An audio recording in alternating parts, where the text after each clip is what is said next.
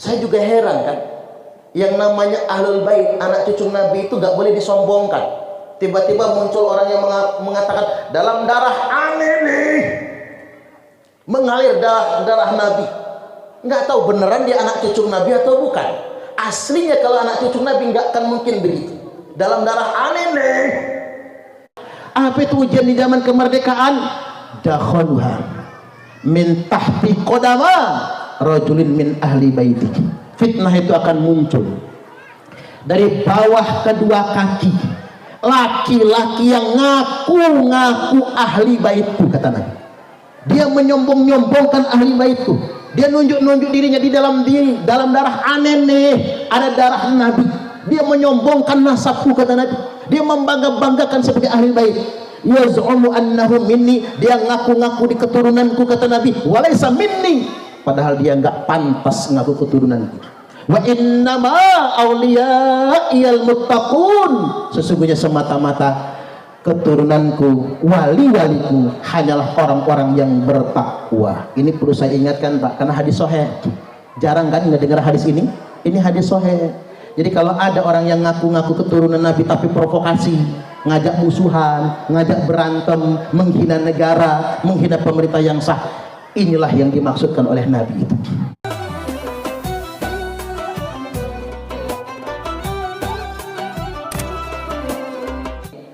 Nabi sallallahu alaihi wasallam telah berpesan, kata Nabi, nanti umatku akan dihadapkan dengan beberapa ujian, dengan beberapa fitnah.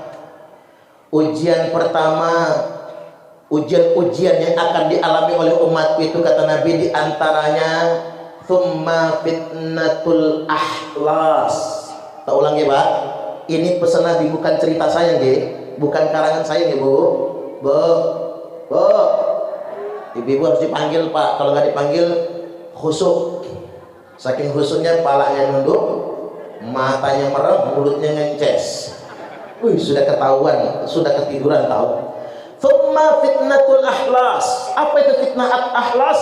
Fitnah ahlas itu umat ini berhari-hari silih berganti cuman perang saja. Bantai-bantaian, menghilangkan nyawa orang lain. Coba, masyarakat internasional pernah menghadapi masa fitnatul ahlas, perang bunuh-bunuhan, perang salib 1, perang salib 2, antar agama saling membantai, perang dunia ke-1, perang dunia kedua, yang kuat menjajah yang lemah. Lama 3 abad lebih Indonesia dijajah Belanda, ditambah lagi dijajah oleh Jepang. Berdarah-darah kita memperjuangkan kemerdekaan. Ada ribuan pahlawan kita, puluhan ribu, ratusan ribu nyawa melayang demi kemerdekaan. Yang para pahlawan kita itu tidak pernah bermimpi untuk menikmati kemerdekaan. Biarkan mereka berjuang, biarkan mereka yang bertaruh nyawa, biarkan mereka berkorban, tapi anak cucunya hidup dalam kemerdekaan. Betul-betul kita hargai perjuangan mereka. Masa-masa fitnatul ahlas, masa-masa perang yang silih berganti sudah kita lalui. Cuman ingat, kata Nabi, setelah fitnah perang, ujian perang ke perang, nanti akan muncul thumma fitnatus sarra, fitnah di masa kemerdekaan. Nah, kita sedang masuk era kemerdekaan, era lapang kemajuan. Tapi ingat, ini ada ujiannya. Nabi yang sampaikan. Apa sih ujian di masa kemerdekaan ini? Ujian di masa kemerdekaan ini provokasi, fitnah, adu domba antar sesama anak bangsa. Maka beliau menegaskan, thumma fitnatus sarra dakhaluha min tahti qodama rajulin min ahli baiti. Fitnah di masa kemerdekaan itu diantaranya dari 2 bawah telapak kaki orang yang ngaku ahlul bait. Yaz'umu annahu minni, dia ngaku-ngaku kalau dia anak cucuku. Coba Pak, saya juga heran kan, yang namanya ahlul bait, anak cucu Nabi itu gak boleh disombongkan. Tiba-tiba muncul orang yang mengatakan dalam darah aneh nih mengalir darah Nabi. Nggak tahu beneran dia anak cucu Nabi atau bukan. Aslinya kalau anak cucu Nabi nggak akan mungkin begitu. Dalam darah aneh nih. Ini sabda Nabi, Pak. Fitnah ini akan muncul, kata Nabi, dari bawah kaki laki-laki yang mengaku ahlul bait. Yaz'umu annahu minni, dia mengaku-ngaku sebagai keturunanku, walaysa minni, padahal dia bukan keturunanku. Wa innama awliyaiyal muttaqun, padahal semata-mata, kata Nabi, wali-waliku hanya orang-orang yang bertakwa. Kalau dia tidak bertakwa, tidak boleh dia mengaku wali-waliku. Saya juga heran, Pak. Ada orang yang mengatasnamakan nasab yang mulia, ada yang mengatasnamakan nasab Nabi tapi kelakuannya arogan. Itu kan jadi fitnah bagi umat Islam. Seandainya itu kita biarkan sebagai representasi dakwah Islam, apa kata orang? Islam agama yang menyeramkan. Ini yang disebut dengan al-Islamu mahjubun bil muslimin. Islam ini kemuliaannya ditutupi oleh kelakuan sesama orang muslim itu sendiri. Arogansi. Belum lagi dakwahnya nyaci maki, ngancam-ngancam, menghina presiden. Presiden itu kepala negara loh, Pak. Kok malah dihina? Doa yang jelek-jelek, melaknat, mengutuk. Wa yad'ul insanu bisyarri du'aahu bil khairi wa kana al insanu ajula. Payah betul manusia itu, kata Allah. Cangkem elek. Manusia itu gampang betul melaknat sana, ngancam sana, sumpah sini. Doa yang buruk-buruk, sebagaimana mudahnya dia berdoa akan kebaikan. Wa kanal insanu ajula. Manusia itu memang cenderung tergesa-gesa. Akhirnya dia melampaui batas. Hati-hati Bapak Ibu. Fitnah di masa lapang ini adalah fitnah yang mengatasnamakan agama. Yang tadi fitnah ahlul bait. Ini oknum ya, Pak. Ini oknum. Saya nggak akan sampaikan ini kalau bukan sabda Nabi. Dakhanuha min tahti qodama rajulin min ummati min ahli bait. Kita ulangi. Dakhanuha min tahti qodama rajulin min ahli bait. Di mana sumber fitnah itu keluar dari bawah dua telapak kaki laki-laki yang ngaku keluarga, kata Nabi. Yaz'umu annahu minni wa laysa minni.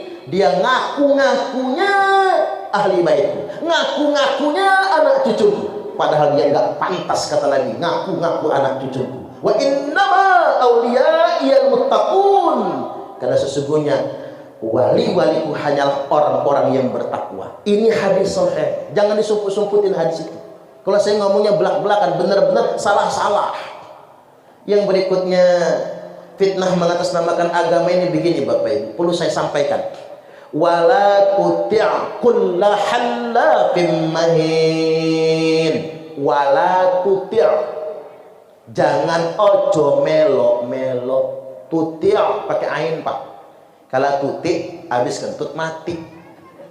Ngapura ge namanya tutik. Wala tuti' ojo melo-melo. Bahasa kerennya apa? Jangan jadi followers, unfollow saja. Kullu halafin mahin. Orang-orang yang gampang sekali sumpah atas nama Allah. Lihat ini. Nanti ntar lagi banyak orang mubahalah ngangkat Quran. Demi Allah gitu. Ojo melok-melok. Orang yang gampang sekali bersumpah, dia pendusta. Enggak boleh sembarangan dikit-dikit demi Allah. Kalau bapak-bapak dikit-dikit ngomong demi Allah, bohong. Demi Allah mah, itu teman saja, bukan selingkuhan bapak, bohong dia. Jangan murah amat sih Pak menyebut demi Allah itu. Makanya Allah ingatkan, wala tuti' kulla hallafin mahin. Jangan mengikut-ikutan orang-orang yang gampang bersumpah dan gampang menyebarkan ujaran kebencian. Hammazim masya'in binamim. Hammaz itu apa artinya? Ujaran kebencian. Jadi dia menyebarkan berita biar orang saling membenci satu sama lainnya. Masya itu bahasa kitanya kesono kemari, wara wirid. Itu bahasa kitanya. Bahasa kerennya viral. Kalau kata orang barat, viral. Memviralkan ujaran kebencian, memviralkan fitnah-fitnah atas nama agama binamim yang endingnya adu domba, provokasi. Nah, satu hadis lagi terkait dengan ini. Nabi sallallahu alaihi wasallam menyampaikan nanti di akhir zaman akan muncul du'atun ala abwabi jahannam, pendakwah-pendakwah pintu-pintu jahannam. Nah, ini nunjuk ke sini, Pak. Hati-hati jadi penceramah zaman sekarang. Saya ingin ingatkan sama Bapak Ibu, enggak semua orang bicara agama pasti benar. Karena dia tetap manusia biasa juga. Betul betul. Masyarakat Buluwangi, Bulurejo, kalau ada bagusnya Pak ceramah saya, ambil aja bagusnya. Kalau kira-kira kata Bapak Ibu, nggak masuk akal, nggak masuk di hati, buang saja, nggak apa-apa. Saya tetap manusia. Wa ma yantiqu anil hawa. Cuma Nabi kalau ngomong nggak pakai hawa nafsu. Cuma Nabi. Saya bukan Nabi. Cuma Suparman Abdul Karim. Orang biasa. Sama kalian jenengan. Cuma saat ini saya sedang ceramah. Nggak semua orang bicara agama itu pasti benar. Nggak semua. Karena ada penceramah-penceramah kata Nabi, du'atun ala abwabi jahannam. Penceramah-penceramah ke pintu-pintu jahannam. Kemudian para sahabat bertanya, ya Rasulullah, sifhum lana. Wahai Rasulullah, sifati mereka, ceritakan sifat mereka kepada kami. Hum min jildatina wa yatakallamuna bi alsinatina. Warna kulit mereka sama dengan warna kulit kita. Bicara mereka dengan bahasa kita. Makanya Pak, jangan tertipu dengan orang yang asal Arab. Jangan tertipu. Ini sabda Nabi loh. Siapa yang mau ngebantah hadis ini coba? Nabi yang sampaikan. Warna kulitnya sama dengan kulit kita. Bicaranya dengan bahasa kita. Makanya kalau bapak-bapak baca fakta 2010 ada Arab Spring namanya, Atharatul Arabiyah, konflik Arab. Atas nama agama kebangkitan Islam, kebangkitan Arab, apa yang terjadi? Arab hancur-hancuran sekarang. Karena terlalu percaya dengan orang yang berjubah agama. Lantas para sahabat kemudian bertanya, ya Rasul, kalau zaman itu sudah tiba, apa yang harus kami lakukan?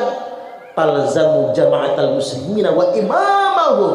Tetaplah setia dengan mayoritas kaum muslimin wa imamahum, dan pemerintah mereka.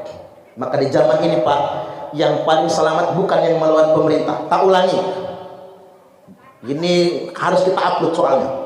Zaman sekarang yang paling selamat bukan yang melawan pemerintah, tapi yang paling selamat adalah yang setia dengan mayoritas kaum muslimin dan pemerintah mereka. Cocok atau cocok? Ya hancur negara kita Pak kalau semua orang melawan pemerintah. Makanya di hadis Nabi jelaskan, idza ra'aitum ikhtilafan fa'alaikum bisawadil a'zam. Kalau banyak sekali perselisihan, banyak partai, banyak firqah, banyak madhab, banyak simpang siur, jangan khawatir. Fa'alaikum bisawadil a'zam. Ikuti yang paling mayoritas. Jangan ikut yang nyumput-nyumput, apalagi yang dikit-dikit, ikuti yang mayoritas. Yang mayoritas itu siapa? Ahlu sunnah wal jamaah. Kalau di Indonesia, NU dan Muhammadiyah udah benar, yang ke NU udah benar, yang ke Muhammadiyah udah benar. Jangan ikut-ikut minoritas tapi ngelawan negara. Itu memberontak namanya. Sedikit menjadi teroris yang demikian.